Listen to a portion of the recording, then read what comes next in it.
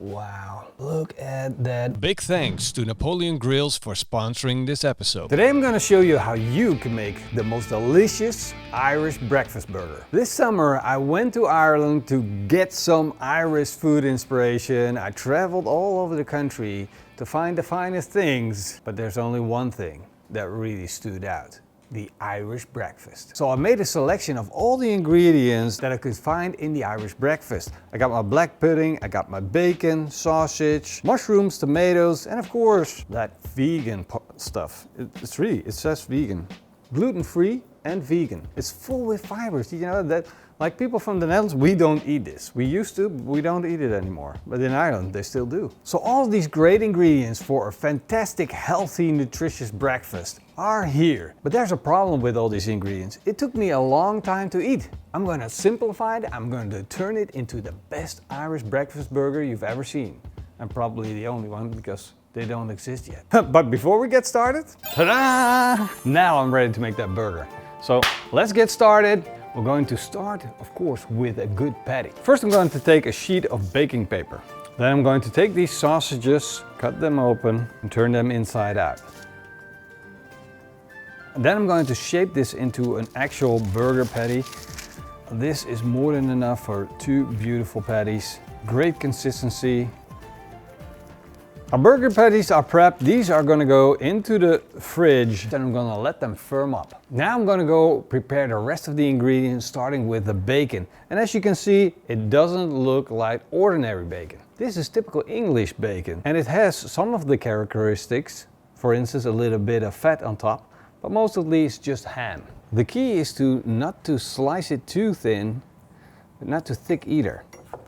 About 1/2 centimeter is absolutely perfect. That's going to be perfect for the grill. Now of course I gotta have tomatoes on my burger. I want that Irish breakfast and you can't do Irish breakfast without tomatoes. Now typically they would just cut them up into parts. However, I'm going to cut them up so they're going to fit my burger perfect. And the last ingredient that I'm going to cut is pudding. Yes, pudding. Yes, normally pudding is something that is like a jelly.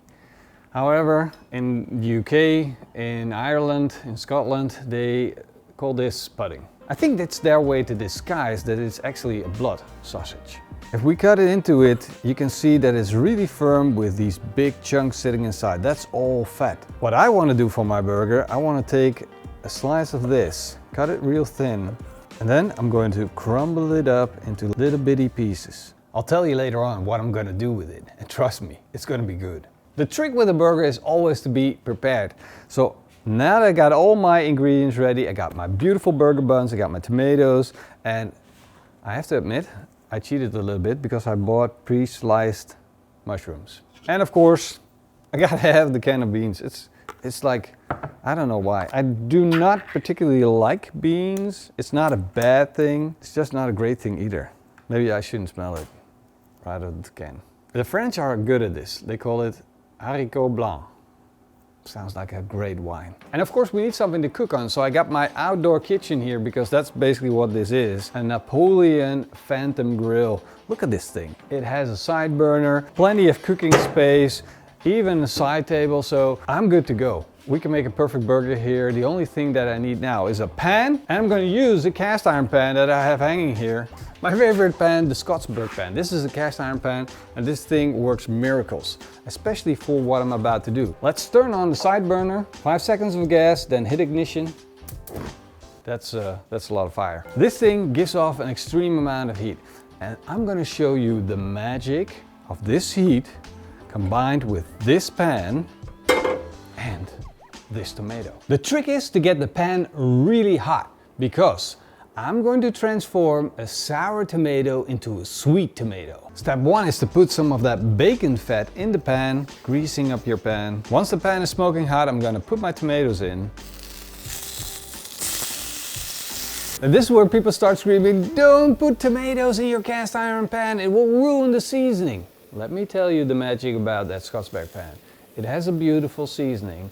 You put the tomatoes in and you can restore the seasoning afterwards.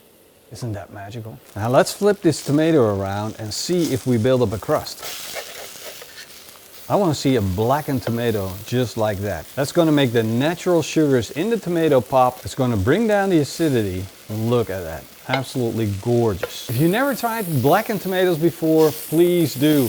Don't hate it before you actually tried it. And because of the heat from the pan, they're still juicy and they became super sweet.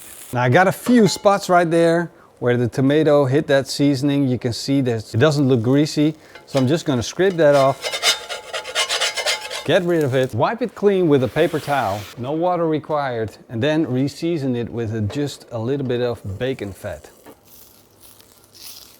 Wipe the pan clean and your Skottsberg pan is as good as new. Now it's time for our mushrooms, and they require a little bit of fat. I'm gonna melt down a lump of butter, put my mushrooms in, shake them around, bake them, and let them soak up that butter. Season them with a little bit of salt and pepper. Give them a final toss and they're done. And I'm going to use that leftover butter to fry the black pudding. There's a lot of fat in the black pudding already. All I need is to get it crunchy and crumbly. I'm done cooking on the sizzle zone. I'm going to switch to the main grill. First, of course, I'm going to turn on the lights, put the gas on. I'm going to need plenty of heat, so I'm going to turn on 3 burners. I'm going to close the lid and I'm going to give the barbecue 5 minutes to come up to temperature. The grill grates turned nice and hot and I want to grill this sandwich. I can put some oil on the sandwich and then put it on the grill grate. But what's going to happen is this sandwich is going to stick on that grill grate. So the first thing that I'm going to do is oil up that grill grate, season it so it becomes non-stick. Now I can put my burger buns on, toast them real nice without me being worried that they get stuck. Bacon goes on as well. Let's check the buns. Look at that. Beautiful toasted buns.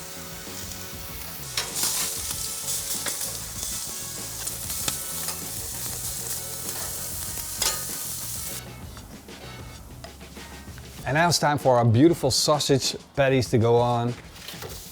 We want to get a good sear on them. The grill's nice and hot. And the beautiful thing about grilling it on a grill grate like this is that you're going to maximize your flavors. Fat's going to render down. It's going to hit the flavorizer bars that lay underneath. And it's going to twirl up, give a little bit of smoke to the burgers. And it creates a beautiful flavor profile in the meantime. Time to flip them around and grill the other side. Look at that beautiful caramelization that we just built up. Looking absolutely gorgeous. Beautiful burgers. And you need to grill these pork burgers over a grill grate just like this because you want to render out that fat. Imagine keeping them on a cast iron plate or like a cooking plate. It would just be grease going all over and you would basically fry them in a lot of pork grease. Now the grease has an option to escape, making your burger a lot less fatty and a lot more flavorful. Burger patties are done, looking absolutely gorgeous. What a beauty. In the meantime, I warmed up the beans and now we have all our ingredients for our English burger. So time to build it up. Starting with the heel of the bun, followed by some beans, spread them out, a slice of bacon, a burger patty, a couple of slices of tomato, some mushrooms, crumbled black pudding, and this is optional, HP sauce. And that beautiful burger is done. This is the Irish breakfast burger. Wow, that is one beautiful juicy burger. Look at that pork sausage patty, nice and juicy, absolutely gorgeous. There's only one thing left to do. Let's bite into it.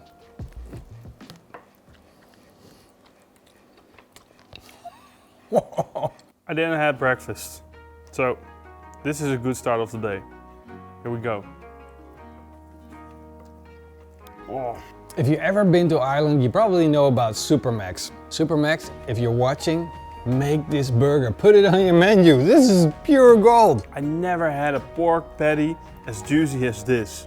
Insane. You gotta make this. Recipes down below. I'm gonna write it for you. I will personally fly to Ireland, go to Supermax and review their burger if they put it on the menu. This is freaking delicious. This burger is freaking, we both had half, but I'm kind of getting that Irish breakfast feeling where you're completely stuffed. And I had like these mini Irish breakfasts where you have like a small portion because I was a little bit scared to get the full version. Yeah. But this burger If this would be on the menu, I would freaking eat it. Like, it annihilates the whole Irish burger thing. People from Ireland, I do apologize for getting everything wrong, because I probably did. Probably half of it is more English than Irish and blah, blah, blah, blah, blah, blah. But make this burger.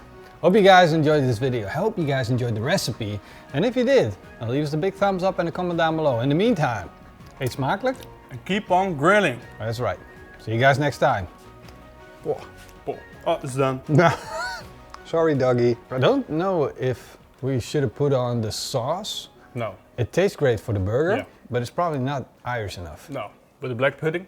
But all the way.